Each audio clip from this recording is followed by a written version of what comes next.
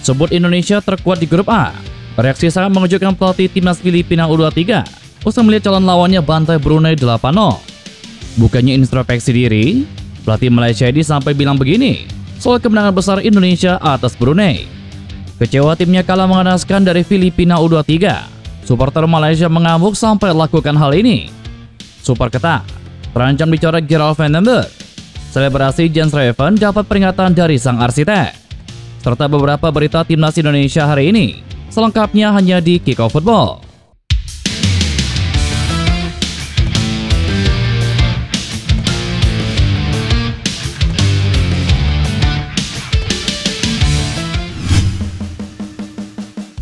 Sejarah sepak bola Indonesia sudah banyak menghadirkan aksi individu yang memukau, terutama dalam urusan mencetak gol. Beberapa pemain timnas Indonesia pernah menorehkan rekor fantastis dengan mencetak lebih dari 3 gol dalam satu pertandingan. Satu pemain yang tengah mencuri perhatian saat ini adalah Jens Reven. Dia menjadi pemain naturalisasi pertama timnas Indonesia yang mencatatkan 6 gol dalam satu pertandingan. Torehan 6 gol atau double hat-trick itu terjadi saat timnas Indonesia U23 mengalahkan Brunei Darussalam dengan skor telak 8-0 pada laga perdana grup A Piala AFF U23 2025 di Stadion SUGBK Jakarta pada Selasa malam kemarin. Catatan fantastis ini menempatkannya dalam daftar pemain timnas Indonesia yang mencetak lebih dari 3 gol dalam satu pertandingan. Tetapi tinta emas yang baru saja dituliskan Jens Reven masih belum mampu menggeser posisi Sucipto Suntoro. Legenda Persija Jakarta itu masih menempati posisi teratas dalam daftar predator mengerikan timnas Indonesia.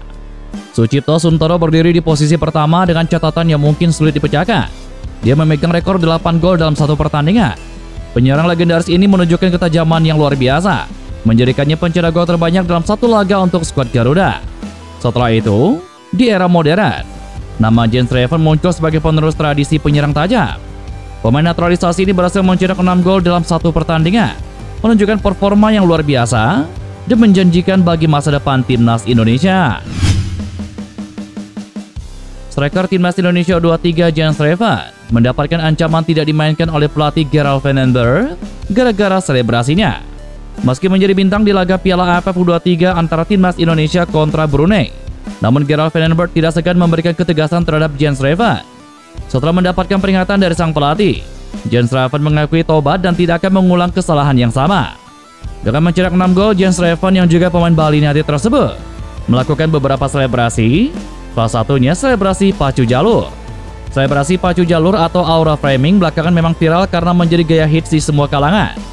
Tidak sedikit pemain sepak bola bahkan pembalap MotoGP, Marc Marquez, mengikuti tren selebrasi pacu jalur tersebut. Dalam pengakuannya, pemain berusia 19 tahun tersebut menjelaskan alasan melakukan selebrasi tersebut demi menempati janji. Setelah menjelaskan alasan selebrasi tersebut, Jens Reven mengaku tidak akan melakukannya lagi. Mendengar komentar tersebut, Gerald Van den Berg sontak menimpalinya dengan nada yang terdengar serius. "Saya telah membuat janji kepada seseorang untuk melakukan dansang viral itu. Namun itu hanya sekali dan tidak akan terulang lagi ke depannya," kata Jens Reven. Gerald Van den Berg mengancam tidak akan memainkan Jens Reven apabila melakukan selebrasi pacu jalur lagi. Kendati bersikap tegas, namun Gerald Van den Berg sempat tertawa selesai melontarkan ancaman. Mendengarkan ancaman tersebut, mantan pemain FC Dordrecht tersebut berjanji tidak akan mengulanginya lagi. Ketegasan Gerald Van den Berg juga terlihat saat mengirimkan peringatan kepada Jens Reven agar bekerja lebih keras lagi selesai mengalami kram di laga kontra Brunei Darussalam. Meski Garuda Muda meraih kemenangan besar dalam laga tersebut, tetapi Gerald Van den Berg menilai timnas U23 Indonesia masih memiliki banyak kekurangan, khususnya pada babak kedua. Pada babak kedua, Van den Berg sempat melakukan beberapa pergantian pemain, sehingga ada perbedaan kualitas yang menonjol.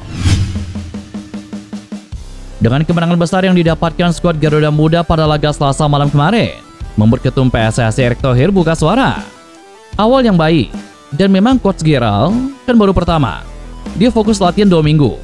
Kalau saya lihat, untuk awal saya rasa permainannya di babak pertama sangat apik, kata Erick Thohir. Kendati demikian, Erick Thohir mengingatkan bahwa kemenangan telak atas Brunei Darussalam tidak bisa menjadi tolak ukur untuk menilai kekuatan timnas U23 Indonesia. Ujian sesungguhnya bagi timnas U23 Indonesia, arahan Gerald Van den Berg, ada pada 2 laga di depan mata, yakni kontra Filipina dan juga timnas Malaysia. Timnas U23 Indonesia dijadwalkan melawan Filipina di Stadion GBK pada hari Jumat, 18 Juli esok.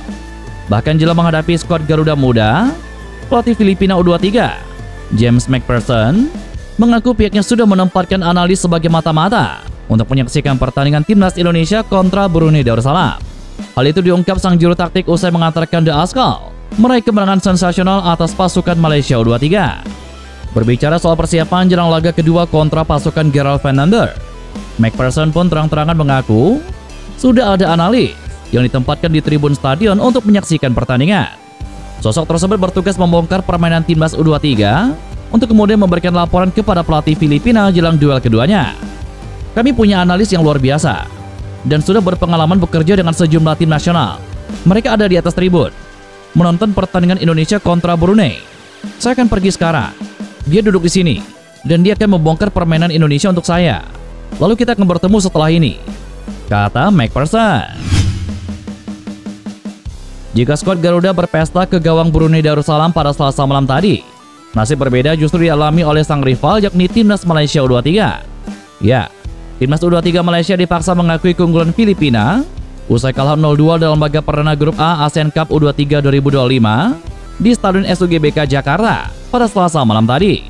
Nafuzi Zaid mengakui bahwa sebenarnya para pemainnya tampil bagus dalam laga melawan Filipina. Namun dia tidak bisa memungkiri bahwa di lini belakang Harimau Malaya Muda tidak cukup kokoh. Situasi ini mampu dimanfaatkan dengan baik oleh para pemain Filipina. Mantan pelatih Terengganu itu mengaku bahwa sebenarnya ia berusaha membuat timnya bangkit. Akan tetapi ia mengakui lini belakang The Askal tidak mudah untuk dibobol. Dalam kesempatan ini, Nafuzi Zain mengakui bahwa dalam statistik sebenarnya tim asuhannya unggul dari semuanya. Namun mereka memang gagal mencetak gol karena lini belakang Filipina yang tampil dengan rapat. Untuk itu setelah kekalahan dari Filipina ini, juru taktik Malaysia itu mengaku akan melakukan evaluasi dengan harapan mereka bisa bangkit dalam laga melawan Brunei Darussalam pada laga kedua pada hari Jumat 18 Juli esok. Dalam kesempatan yang sama, pelatih Malaysia ini meminta maaf karena Harimau Malaya Muda harus menelan kekalahan. Nafuzi Zain meminta maaf kepada masyarakat baik yang hadir langsung di stadion ataupun yang menyaksikan di televisi.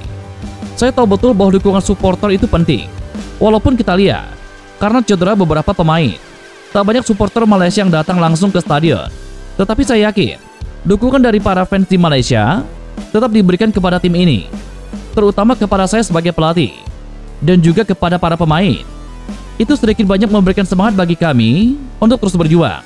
Walau mereka mungkin tidak hadir langsung di sini untuk melihat tim sukses, saya tetap ingin meminta maaf kepada para pendukung karena belum bisa memberikan hadiah 3 poin hari ini, kata Nafuzi. Nafuzi Zain mengakui bahwa melawan timnas U23 Indonesia akan menjadi laga yang berat. Untuk itu, tim akan disiapkan dengan maksimal. Semua cedera dan kekurangan akan kami perbaiki demi persiapan melawan Brunei, dan terutama saat menghadapi Indonesia, yang kami tahu akan menjadi lawan yang cukup berat di sini, kata Nafuzi. Kekalahan ini jelas memantik reaksi keras dari para pendukung setia Harimau Malaya.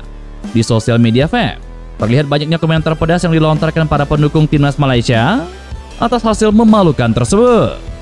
Dan itulah beberapa berita timnas Indonesia hari ini. Jangan lupa nantikan berita-berita seputar timnas Indonesia selanjutnya hanya di Kickoff Football.